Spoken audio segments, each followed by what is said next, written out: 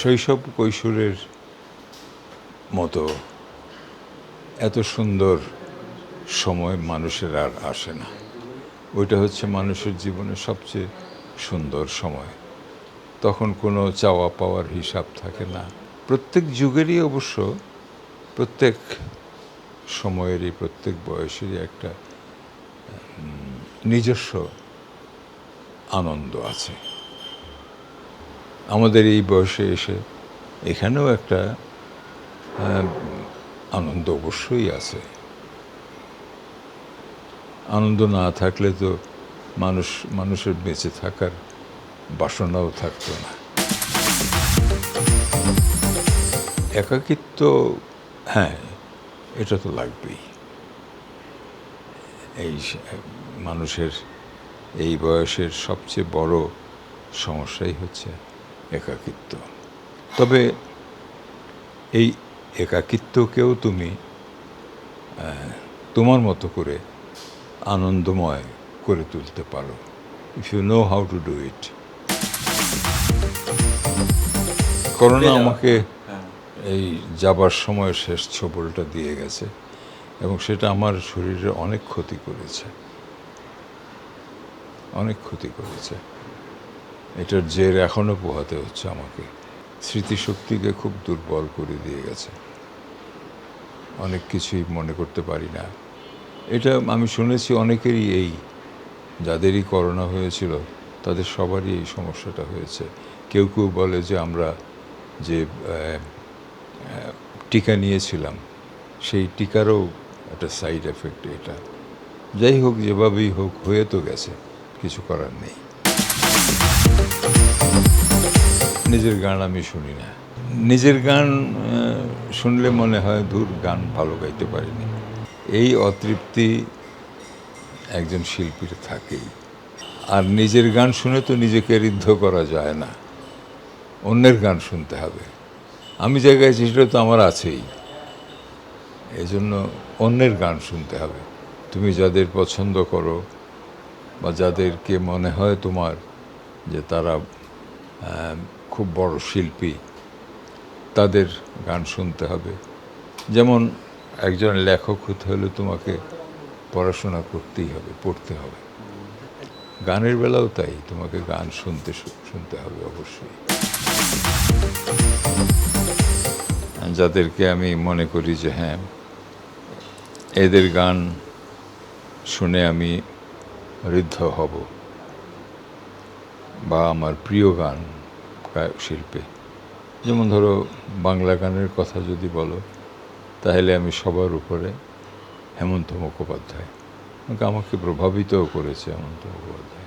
ওই সময়কার অনেকের গানই আমি পছন্দ করি, শ্যামল মিত্র, মানবেন্দ্র মুখোপাধ্যায়, এদের সবার গানই আমার পছন্দ। মানে সব গানই একই রকম, মনে হয় যে একজনই গাইতেছে। এই জন্যই বলছে যে সকালে গান ধরে রাত্রে শেষ। হ্যাঁ, অটো টিউনের জন্য হোক বা সবাই গায় ওই রকম স্টাইলেই গায়। এই ব্যাপারটাই একজন গায়ককে শিল্পীতে পরিণত করে। তোমার you have your own style, তোমাকে নিজের স্টাইল সৃষ্টি করে নিতে হবে। এখন তো ওই সমস্ত ব্যাপারের উপর জোর দেওয়া হয় না, এখন জোর দেওয়া হয় তোমার, আমরা আগে চিন্তা করতাম একটা গানকে কিভাবে শিল্পসম্মত করা যায়, আর্টিস্টিক্যালি কি করে গানটা হ্যাঁ উতরাবে। এখন হচ্ছে তোমার কি করে গানটাকে ভাইরাল করা যাবে। আমাদের সময় কথার উপরে গান হতো, আবার সুরের উপরেও গান হতো। কিন্তু এখন যেটা হয় সেটা হচ্ছে তোমার চিন্তা থাকে শিল্প সৃষ্টি না, এখন চিন্তা থাকে ভাইরাল, খাওয়ানো। হ্যাঁ, যেভাবেই হোক, যেন তেন প্রকারে, এটা শিল্প হোক বা অশিল্প হোক, এটা স্থূল কি সূক্ষ্ম, এই সমস্ত বিবেচনা নাই। তো তোমার এই ভাইরাল করতে হইলে স্থূলতার, তো যেই জন্য আজকাল অনেক গানে দেখবে যে সমস্ত গান ভাইরাল হয়, স্থূল, তার অভিব্যক্তি স্থূল, তার বিষয়বস্তু স্থূল। আগেই তো বললাম যে এখন বিবেচনাটা শিল্প সৃষ্টি না, এখন বিবেচনাটা হচ্ছে কি করে এটাকে মানুষকে ওই যে এখনকার সোজা কথায় খাওয়ানো যায়, জোর করে খাওয়া আর কি। হ্যাঁ, কী করে ভাইরাল করা যায়, এটাই হচ্ছে এখন উদ্দেশ্য। কাজেই এটা হবেই। আরেকবার আমি এই কথা বলে গালাগাল খেয়েছি, তো আবারও যদি গালাগাল দেন আমার আপত্তি নাই, এটা সত্যি কথা, আমি বলবই। যেমন ধরো মাইকেল জ্যাকসন, ও কিন্তু তোমরা ওর গান শোনোনি, ও যে প্রথম জীবনে যে গান গাইতো বাচ্চা বয়সে, শোনোনি? অসাধারণ অসাধারণ শিল্পী ছিল। তার এমন গানও আমি শুনেছি যে চোখের পানি আটকানো যায় না, এইরকম গান শুনেছি। কিন্তু তারও খায়েশ হয়ে গেল কি করে সে ভাইরাল হবে, যেই জন্য গানের 12টা বাজিয়ে দিয়ে গেছে সে। কারণ এখন তার গান নাই, কিন্তু অ্যাক্রোবেটিক্স, ও যেটা করে এটা তো অ্যাক্রোবেটিক্স। তো গানের সাথে তো অ্যাক্রোবেটিক্সকে মেলানো যায় না, এটার সাথে তো মিউজিকের কোনো সম্পর্ক নাই। আমি এই কথাটা আগেও বলেছি যে মিউজিক এমন দৈন্য দশায় পড়েনি যে তাকে অন্য কোনো কিছুর আশ্রয় নিতে হবে। মিউজিক তার নিজের গুণেই টিকে থাকবে, মানুষের মনে থাকবে। এটার জন্য ওই অ্যাক্রোবেটিক্সের প্রয়োজন নেই। ওইটা করে 12টা বাজিয়ে দিয়ে গেছে মিউজিকের। তারপর থেকেই কিন্তু এই সমস্ত শুরু হলো সঙ্গীতে, এবং সঙ্গীতের মূল উদ্দেশ্যটা পড়ে গেল চাপা, উঠে আসলো এইটা এন্টারটেইনমেন্ট। এন্টারটেইনমেন্ট তো ভালো জিনিস, খারাপ না, একেবারে স্থূল এন্টারটেইনমেন্ট। এই যে মাইকেল জ্যাকসনের গান শোনো, তুমি একটা লাইন বুঝতে পারবে কি গাইছে? পারবে না। ওটা দরকার নেই তো, তার অ্যাক্রোবেটিক্স দেখে মানুষ। মানুষের সবচেয়ে সুন্দর সময় হচ্ছে, আনন্দের সময় হচ্ছে তার শৈশব কৈশোর। আমার শৈশব কৈশোর কিন্তু কেটেছে, কৈশোরের বেশ কিছু অংশ কেটেছে সেই ব্রিটিশ আমলেই। তোমরা হয়তো আমাদের মতো সেই কৈশোর পাওনি। আমাদের কৈশোর বড়ই আনন্দময় ছিল। তবে হ্যাঁ, এখন অবশ্য এখন যারা শিশু কিশোর তারা বলবে যে আমরা কত দুর্ভাগা ছিলাম, আমাদের সময় মানে আমাদের কথা, আমাদের সময় ইন্টারনেট ছিল না, ভিডিও গেম ছিল না, ইত্যাদি ছিল না। আর আমরা বলি আমাদের সময় যে এখনকার ছেলে মেয়েরা কত দুর্ভাগা, এদের প্রকৃতির সাথে কোনো সম্পর্ক নাই। আমি যখন বিদেশে পড়াশোনা করতে গিয়েছিলাম তখন এক বিদেশি ভদ্রলোকের বাড়িতে আমাকে নিমন্ত্রণ করেছিল। তো আমি চা খেতে গেলাম বিকেলবেলা। ওই পাশে তার ছোট ছেলেটি বসে বসে কম্পিউটারে ভিডিও গেম খেলছিল। ওই ভদ্রলোক তার ছেলেটিকে বলল, যাও বাইরে একটু ঘুরে এসো বাইরে থেকে। ছেলেটি গেল না, সে তার ভিডিও গেম নিয়ে বসে আছে। তখন ওই ভদ্রলোক বললেন যে কি সমস্যায় পড়েছি দেখেন, এই ছেলে মেয়েগুলো, আমাদের সময়কার ছেলে মেয়েগুলো বেড়ে উঠছে প্রকৃতির থেকে বিচ্ছিন্ন হয়ে। এদের ভিতরে মনুষ্যত্ব বোধ, মানবতা বোধ, প্রকৃতির প্রতি প্রেম, কারণ মানুষ তো প্রকৃতির জীব, কিছুই তো গড়ে উঠবে না এইভাবে সারাক্ষণ ওরা যদি এই কম্পিউটার মধ্যেই থাকে, এই সমস্ত ভিডিও গেম টেম নিয়ে থাকে। বাইরের খেলা ওরা খেলে না আজকাল। তো এই হচ্ছে ডিফারেন্সটা, যে আমাদের সময়টাও তাই। শুধু স্কুলের সময়টুকু ছাড়া আর পড়াশোনা করার সময়টুকু ছাড়া বাকি সময় কিন্তু আমরা সব প্রকৃতির সান্নিধ্যে। ঘুড়ি উড়াতাম, মাঠে খেলতাম, বন্ধুবান্ধবের সঙ্গে ঘুরে বেড়াতাম, গাছে উঠে ফল পেড়ে খেতাম, তো এই যে একটা জীবন, এই যে প্রকৃতির সাথে আমাদের একটা নিবিড় সম্পর্ক গড়ে উঠত, সেটা কিন্তু মানুষের জীবনের উপর প্রভাব ফেলে। আমি এখনও প্রকৃতিপ্রেমী, এখনও আমি প্রকৃতি ভালোবাসি। সুযোগ পেলেই আমি প্রকৃতির কাছাকাছি যাই। তারপরে আমরা আসলাম পাকিস্তানে।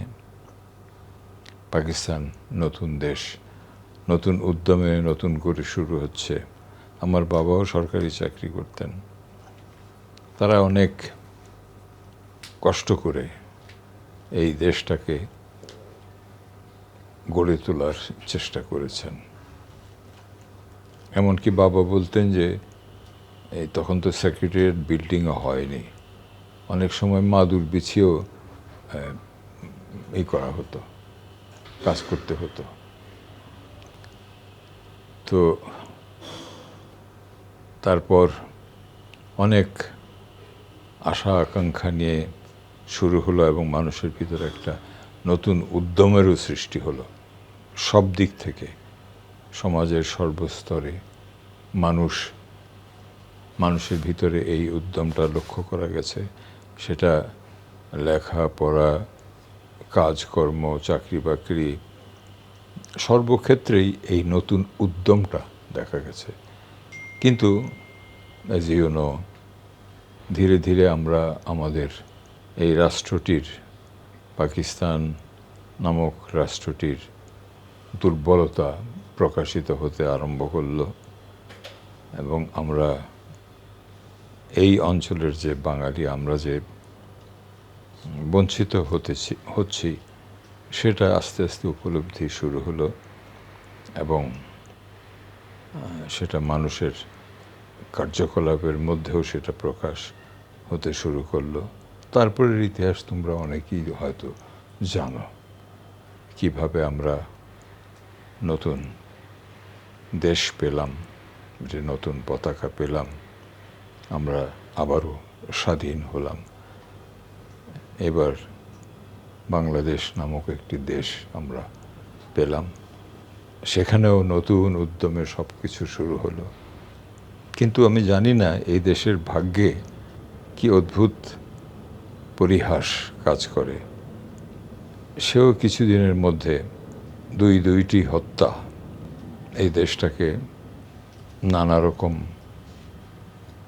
টার্ময়েলের মধ্যে ফেলে দিল এবং তারপর থেকে আমাদের রাজনৈতিক জীবনে যে অস্থিরতা শুরু হলো, তার ফলে রাজনীতি কলুষিত হতেও শুরু করলো। শুধু একটি কথা বলবো, পাকিস্তান আন্দোলনের সময় যারা রাজনীতি করতেন তারা নিজেদের জমিদারি জায়গা জমি বিক্রি করে রাজনীতি করতেন। আর আমাদের এখানে স্বাধীনতার কিছুদিন পরেই শুরু হয়ে গেল যে রাজনীতি করে জমিদার হয়ে যাওয়া, অর্থাৎ জায়গা জমি আগের তারা বিক্রি করতেন, আমরা জায়গা জমি, সয় সম্পদ এগুলো দিয়ে নিজের গোলা ভরে তুললাম। এই থেকেই কলুষিত হওয়া শুরু হলো আমাদের রাজনীতির। দেখো, এটা আমি সবসময় বলি, এই প্রশ্নটা সবাই করে। আমি বলি যে দেখো, পৃথিবীতে এমন কোনো মানুষ তুমি পাবে না যে বলবে যে হ্যাঁ আমার সবটাই প্রাপ্তি, বা যে বলবে যে আমার সবটাই অপ্রাপ্তি, আমি কিছুই পাইনি, বা অনেকে বলবে যে আমি সব পেয়েছি। এরকম মানুষ খুঁজে পাবে না। শিল্পীদের মধ্যে একটা অতৃপ্তি কাজ করে এবং এই অতৃপ্তিই একজন শিল্পীকে নতুন সৃষ্টিতে, নতুন সৃজনশীলতার দিকে এগিয়ে নিয়ে যায়। এই অতৃপ্তি থাকবেই একজন শিল্পীর। প্রাপ্তি অপ্রাপ্তির কথা যে বলছো, এইটা নিয়ে আমি চিন্তা করিনি। প্রাপ্তিও আছে, অপ্রাপ্তিও আছে, এটা হিসাব করিনি কোনটা বেশি। একটা কথা আমি নিঃসন্দেহে বলতে পারি, পরিষ্কারভাবে বলতে পারি যে আর কোনো কিছু পেয়ে থাকি বা না থাকি, প্রাপ্তি অপ্রাপ্তি সব কিছু বাদ দিয়ে যে মানুষের যে ভালোবাসা, এবং শুধু ভালোবাসা নয়, শ্রদ্ধা মিশ্রিত ভালোবাসা, ভালোবাসার সাথে যদি শ্রদ্ধার অংশ না থাকে তাহলে আমি সেই ভালোবাসাও চাই না। আবার যেই শ্রদ্ধার সঙ্গে ভালোবাসা নেই সেই শ্রদ্ধাও আমি চাই না। তো আমি খুবই ভাগ্যবান যে আমি দেশের মানুষের কাছ থেকে এই দুটোই পেয়েছি। এটাই তো আমার সবচেয়ে বড় প্রাপ্তি। আর কি, এটা তো খুবই আনন্দের কথা। আমি থাকবো না, কিন্তু আমার কাজ থেকে যাবে।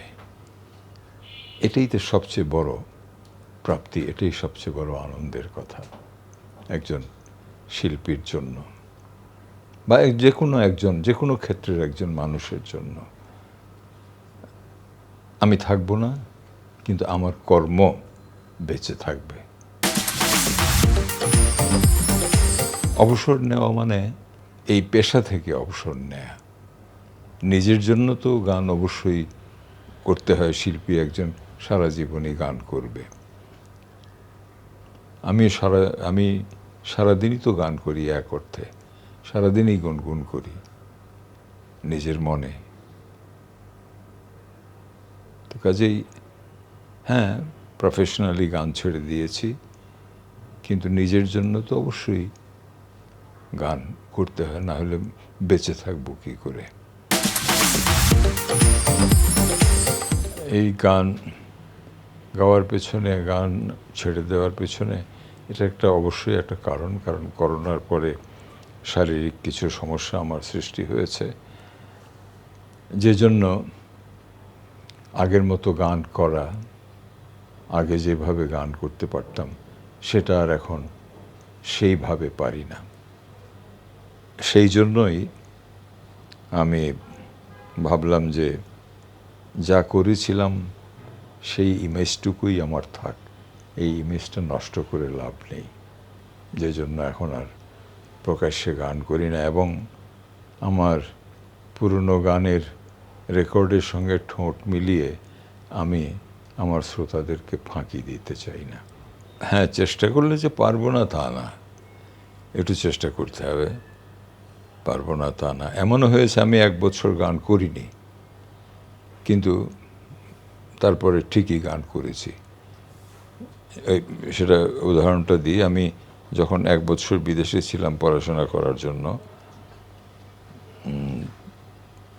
যেদিন ফিরে আসলাম তার 2 দিন পরই আমি গান রেকর্ড করেছি। সেটা আমি পারতাম,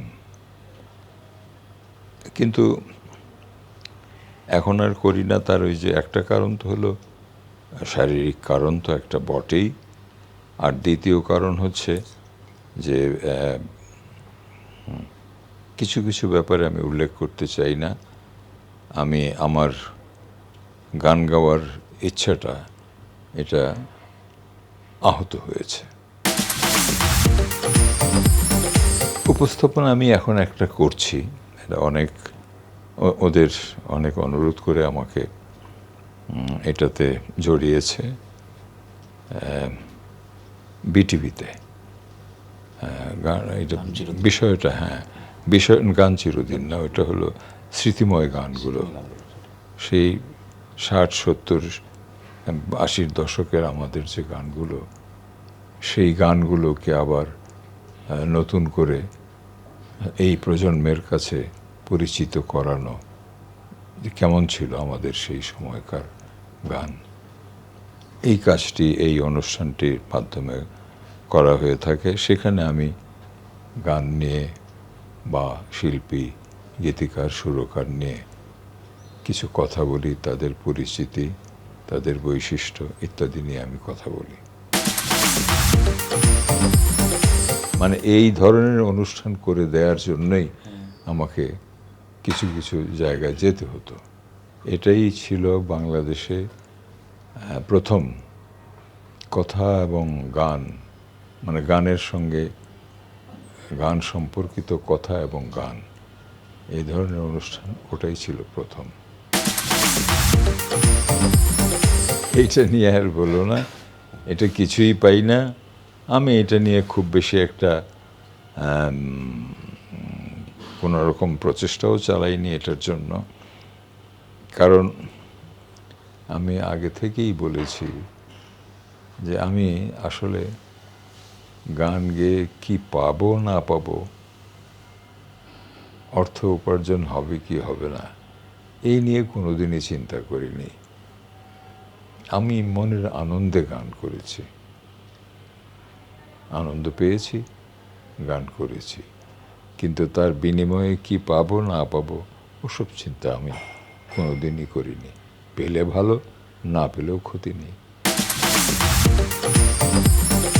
এসব ব্যাপারে আমি এক্সপার্ট নই কোনটা যে কী, তবে এই যে তোমার ইন্টারনেটের মাধ্যমে অন্তত গানগুলো তো সবার কাছে পৌঁছচ্ছে। দেখো, আমাদের সময় গান শোনা বড় দুরূহ কাজ ছিল,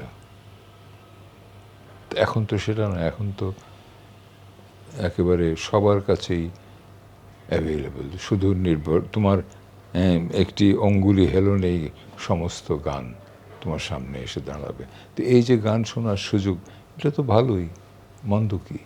আমাদের সময় এই সুযোগ ছিল না। আমরা গান শোনার জন্য বসে থাকতাম গিয়ে হয়তো সিনেমা হলের সামনে কখন গান বাজাবে, বা গ্রামোফোনে কখন গান শুনবো রেকর্ড। তখন তো রেকর্ডের প্রচুর দামও ছিল, যে সবসময় তো আর নতুন রেকর্ড আসতো না, ওই একই রেকর্ড বাজিয়ে আমরা গান শুনতাম। ফিউশন আমার ভালো লাগে, তবে কনফিউশন না করলেই ভালো। ফিউশন খারাপ জিনিস নয়, দীর্ঘস্থায়ী হওয়ার জন্য তো আজকাল তৈরিও হচ্ছে না। এই নিয়ে কেউ চিন্তাই করছে না। এখন হলো যে চমক এর যুগ। একটা খুব স্থূল উদাহরণ দিই, তোমরা দেখোনি, আমরা ছোটবেলায় দেখেছি বিজ্ঞাপন যে তুমি রোলস রয়েস গাড়ি কিনবে, তো তুমি চড়বে, তোমার সন্তান চড়বে, তার সন্তান চড়বে, স্থায়িত্ব।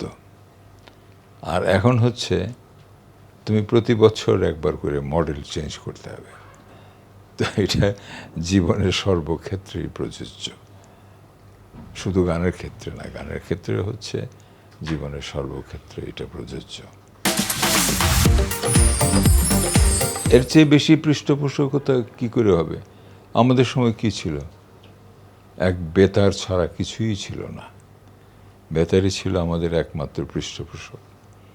প্রথম গান করে বেতারে 10 টাকা পেয়েছিলাম। তারপর তো টেলিভিশন এলো, চলচ্চিত্র ছিল আমাদের সময়, বছরে 2টা কি 3টা চলচ্চিত্র হতো, তাতে গান থাকতো হয়তো 2-4টা গান, তার মধ্যে থেকে হয়তো আমার ভাগে একটা গান পড়তো, অন্য কারো ভাগে একটা গান পড়তো, কোনো সময় পড়তেও না। তো এইভাবে তো আমরা গানের চর্চা করেছি। আর এখন তো ইন্টারনেটের বদৌলতে তুমি ইচ্ছা করলে গান পারো বা না পারো, তুমি দিব্যি তোমার চ্যানেল করে ছেড়ে দিলে। এটা বহুবার বলেছি। কি করে আমি পরিচিতি পেলাম, প্রথম গান করলাম, সেগুলো সম্পর্কে তো অনেক বলেছি।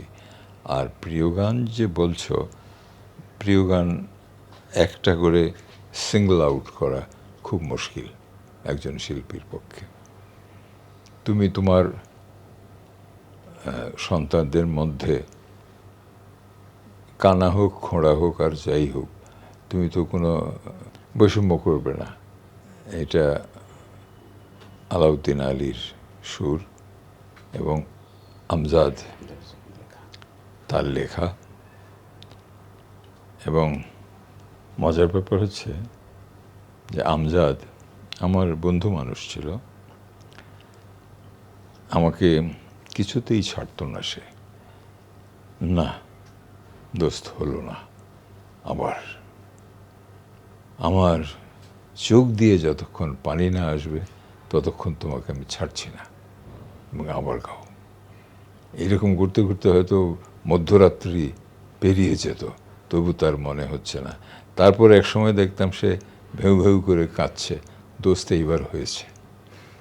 ও কিন্তু খুব ইমোশনাল মানুষ ছিল, ভেরি ইমোশনাল মানুষ। এই সাবকন্টিনেন্টে তার মতো এমন একজন সৃজনশীল এবং জীবনকে গভীরভাবে দেখা এবং একটা দেশের সমাজ সংস্কৃতি, তার ঐতিহ্য ইতিহাস সব কিছু সম্পর্কে তার একটা চমৎকার ধারণা ছিল, যেটা অনেকের মধ্যেই নেই। যেমন ধরো এই যে গোলাপি এখন ট্রেনে, এই ছবির মধ্যে আমাদের তখনকার দিনের সমাজ ব্যবস্থা কি চমৎকারভাবে ফুটে উঠেছে। তো এই যে আমাদের দেশের জীবনকে জানা, তার মতো এত গভীরে গিয়ে আমার মনে হয় কেউ যেতে পারেনি। অসাধারণ নির্মাতা ছিলেন উনি। আমি তো সবার কণ্ঠে গান করেছি, তবে আমার মনে হয় সবচেয়ে বেশি বোধহয় করেছি আলমগীরের জন্য। তরুণরা আজকাল যথেষ্ট শ্রম দিচ্ছে, পরিশ্রম করছে গান করার জন্য, এই ব্যাপারে আমার কোনো সন্দেহ নেই। তবে ওই যে বললাম যে ওদের কনসেন্ট্রেশনটা হচ্ছে গানকে যেভাবেই হোক পপুলার করা। ওই খুব স্থূল বাংলায় যেটাকে আমরা এখন প্রায়ই বলি, এটা তো খায় না বা এটা খাবে, এই ধরনের চিন্তাভাবনা। হ্যাঁ, সেটাও সময়ের ব্যাপার, এটা হবেই। ভবিষ্যতে আরও কি হবে, ইউ ডোন্ট নো। ভবিষ্যতে তো আমার মনে হয় যে এআই যদি এইভাবে বিস্তৃতি লাভ করতে থাকে একেবারে লাগামহীনভাবে, তাহলে তো আর শিল্পীদের দরকারও পড়বে না। এখন তুমি ডিফারেন্সিয়েট করতে পারবে না কোনটা এআই কোনটা অরিজিনাল। আমি যখন এখন ইউটিউব দেখি অনেক ইম্পর্ট্যান্ট জিনিস, কিন্তু তখন আমার সন্দেহ হয় এটা কি বাস্তব না এআই। এই জিনিসগুলো খুব চিন্তার বিষয়, এবং বিজ্ঞানীরাও কিন্তু এই নিয়ে চিন্তা করছেন। ওই যে বললাম, গান যখন শুনি আমি একবার এরকম অনেক হয়েছি, প্রতারিত হয়েছি। তোমাদেরকে উদাহরণ দিই একবার একটা গান শুনলাম, শুনে আমি খুব চিন্তিত হলাম যে সারা জীবন কি করলাম, তো গান তো গাইতেই পারিনি।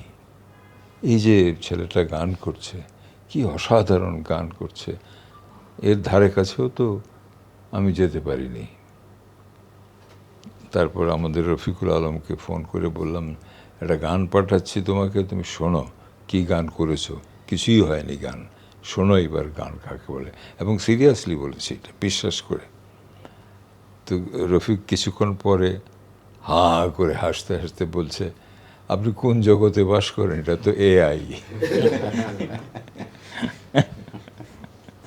আমি তখন রহস্যটা বুঝলাম। এখন তুমি কি করে আমাকে ফাঁকি দিয়ে দিয়েছে এআই। আমি বুঝতে পারিনি প্রথমে এটা এআই। এখন তুমি জানো না কি হবে এআই, কি করতে যাবে। বিজ্ঞানীরা তো বলছে যে এআই এমন দ্রুত অগ্রসর হচ্ছে যে একদিন হয়তো ওরা মানুষের প্রয়োজন হবে না, নিজেরাই নিজেদেরকে রিক্রিয়েট করবে, নিজেরাই নিজেদেরকে সৃষ্টি করতে পারবে। তখন এই মানব জাতি তাদের কাছে জিম্মি হয়ে যাবে। সে এআইকে তুমি গান রচনা করতে বললে করে দেবে, সুর করতে বললে করে দেবে, যে অমুকের ওই গানটার মতো একটা গান করে দাও, করে দেবে। এবং তুমি টেরও পাবে না যে এটা অমুকের নিজের না, ওই তোমার ভয়েসটা স্যাম্পলিং করে দেবে। সময় তো বসে থাকে না, যুগের পরিবর্তন হয়, সব কিছুর পরিবর্তন হয়ে গেছে। তোমার পিতা মহারাজ এই জীবন যাপন করতো, তুমি কি সেই জীবন যাপন করো? এখন করো না। তুমি যদি এখন সেই সময়ের কথা চিন্তা করো তাহলে তো হবে না। তোমাকে এই সময়ে বসে এই সময়ের পার্সপেক্টিভেই চিন্তা করতে হবে, এটার কোনো বিকল্প নেই। করতেই হবে। দুটা জিনিস আছে দেখো, একটা হলো গায়ক, আরেকটা হলো শিল্পী। সব গায়কই শিল্পী হয় না। গান গাইলেই গায়ক হওয়া যায়, কিন্তু শিল্পী হওয়া, শুধু গায়ক হয়ে শিল্পী হওয়া যায় না। শিল্পী হতে, গায়ক থেকে শিল্পী হয়ে উঠতে হলে তোমাকে, তোমার ভিতরে যে শিল্পবোধ আছে, সৃজনশীলতা আছে, সেটার প্রকাশ তোমাকে দেখাতে হবে। কীভাবে দেখাবে? সেটা তোমার গায়কির মধ্যে, সেটা তোমার গানটির উপস্থাপনার মাধ্যমে তোমাকে সেটা প্রতিষ্ঠিত করতে হবে। আমাদের সময়, আমি নিজেই বলছি, আমাদের সময় প্রত্যেকটা শিল্পীর এই জিনিসটা ছিল। যখনই একটা গান হতো আমাদের সময়কার, এটা বলে দেয়া যেত যে এই গানটা অমুক শিল্পীর গাওয়া। কিন্তু এখন তুমি বলতে পারবে না যে এটা কোন শিল্পীর গাওয়া, গান শুনে বলতে পারবে না, সবই একরকম মনে হয়।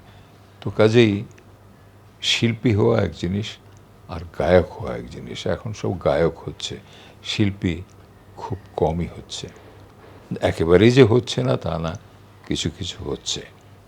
I have no regrets. আমি একটা পুরনো জীবন উইথ ডিগনিটি নির্বাহ করেছি। উইথ ডিগনিটি, এই কথাটা মনে রাখবে। আমি কোনো ব্যাপারে কোনো দিনই আমার আত্মমর্যাদাকে ক্ষুণ্ণ করিনি। এই জন্যেই বলছি, I have lived my full life with dignity and I want to die with full dignity. দেখো, আমি গান করার ব্যাপারে খুব খুব চুজি ছিলাম। আমি সব কিছু গানই গাইতাম না। আমি স্পষ্ট না করে দিতাম, না, এই গান আমার দ্বারা হবে না, আমি গাইতে পারবো না। আমার পছন্দ না হলে আমি গান করিনি।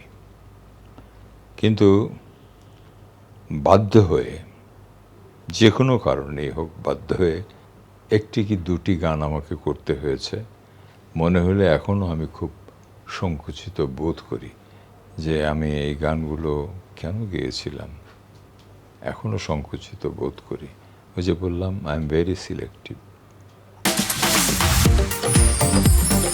I want to die with dignity, এটারও উত্তর দিয়েছি আমি।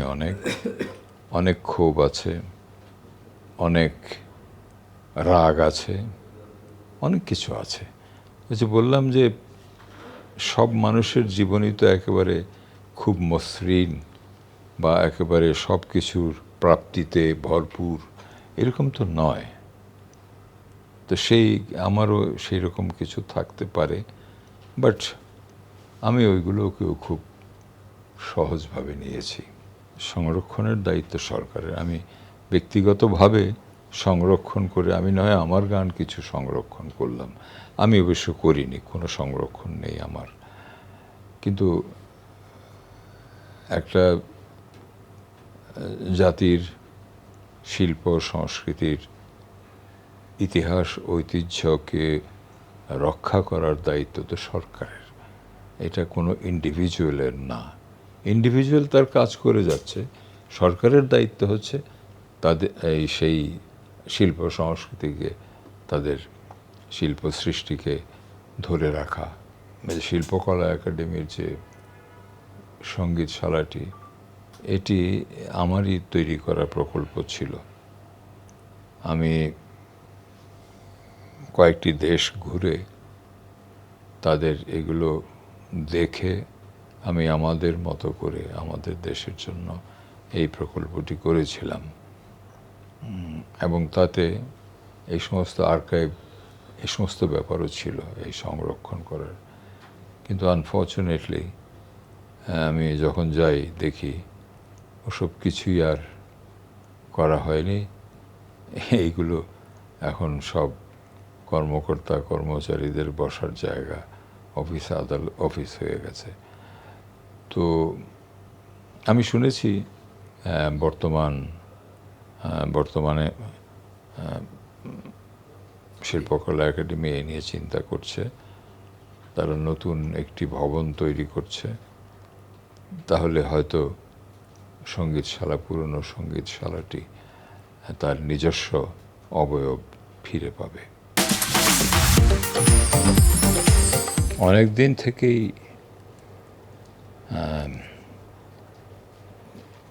চেষ্টা করা হয়েছে আমাকে রাজনীতির সাথে যুক্ত বললাম না, রাজনৈতিক সংশ্লিষ্ট কাজকর্ম করার জন্য বিভিন্ন পদ দেওয়ারও চেষ্টা হয়েছে, কিন্তু আমি করিনি। এবং সর্বশেষ আমাকে বিগত সরকারের প্রধান আমাকে নিমন্ত্রণও করেছিলেন, কিন্তু আমি সেখানেও যাইনি বা সাড়া দেইনি। দেখো, আমি তো এই জগতের সঙ্গে, মানে অর্থাৎ সিনেমার প্লেব্যাকের সঙ্গে এখন আর আমি তেমনভাবে জড়িত নেই। হয়তো কালে ভদ্রে গান করেছি। আমি ঠিক এটার যথার্থ উত্তর দিতে পারবো না সিন্ডিকেট আছে কি নাই। তবে আমি এটা বলতে পারি, আমাদের সময় এই ধরনের কোনো সিন্ডিকেট ছিল না। সুরকাররা, সঙ্গীত পরিচালকরা যাকে যেই গানের জন্য উপযুক্ত মনে করতেন তাকে ডেকে নিয়ে যেতেন, তাকে দিয়েই গানটা করাতেন। এইখানে কোনো প্রকার সিন্ডিকেট বা প্রভাবিত করার কোনো প্রশ্ন ছিল না। এখন কি হয় আমি তা জানি না, যেহেতু সেজন্য আমি বলতে পারবো না। তবে সংস্কৃতির ক্ষেত্রে এই সিন্ডিকেট ব্যাপারটি খুবই অনাকাঙ্ক্ষিত। এই জন্য অনাকাঙ্ক্ষিত, তুমি সিন্ডিকেট করে যদি কিছু করো তাহলে যে প্রকৃত যে সৃষ্টি, প্রকৃত যে ভালো সৃষ্টি, সেগুলো তো আর প্রকাশিত হবে না। তুমি সিন্ডিকেটের মাধ্যমে তোমার যাকে প্রয়োজন বা তুমি যাকে পছন্দ করো তাকে দিয়ে এটা করিয়ে ফেলে তোমার সিন্ডিকেটের মধ্যে এটা সীমাবদ্ধ রাখলে।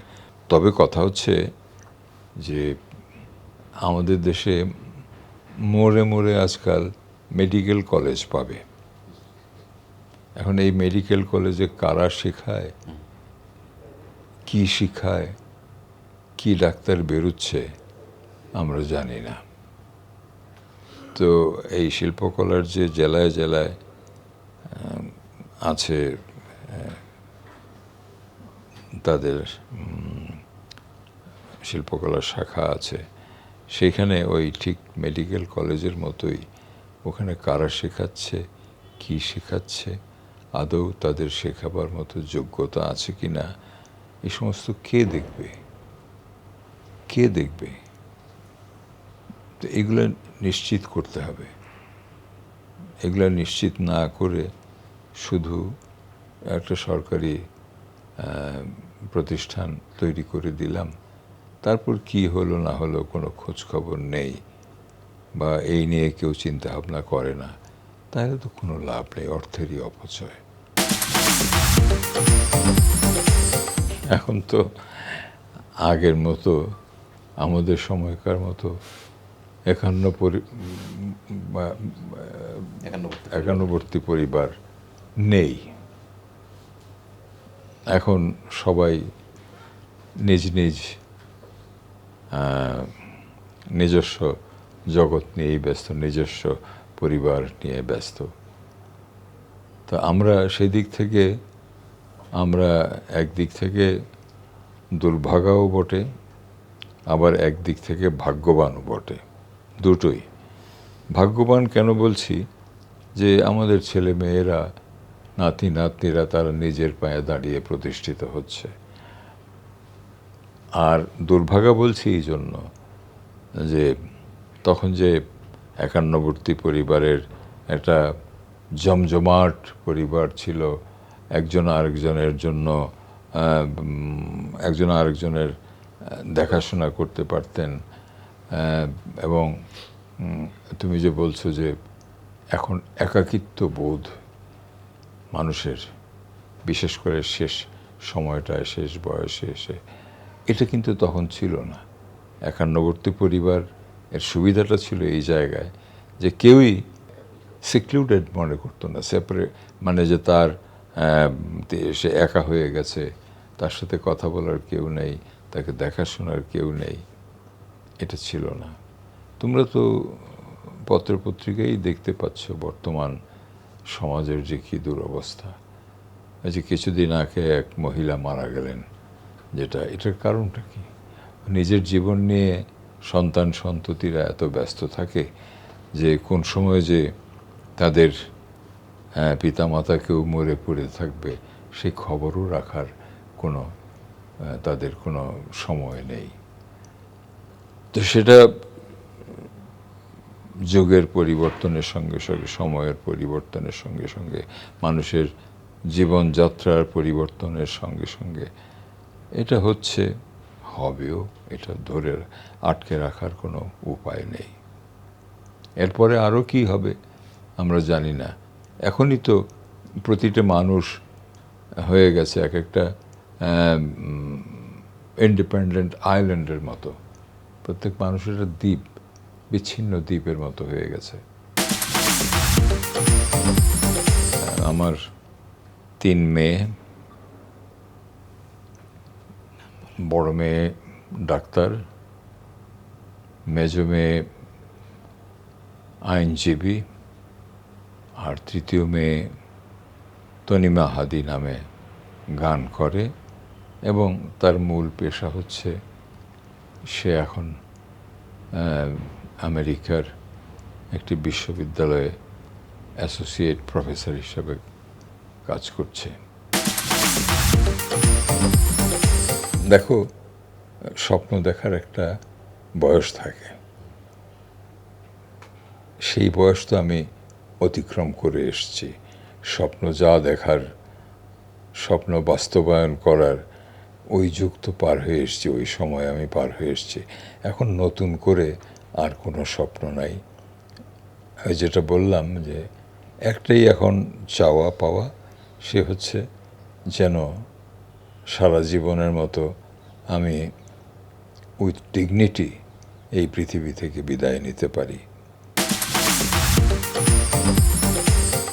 জীবনের একটা পর্যায়ে এসে যদি কোনো শিল্পীকে এভাবে তুলে ধরা হয়, সম্মান জানানো হয়, সেটা অবশ্যই আনন্দের বিষয়, এবং যারা এই উদ্যোগটি নিয়েছেন তারাও প্রশংসা পাওয়ার যোগ্য।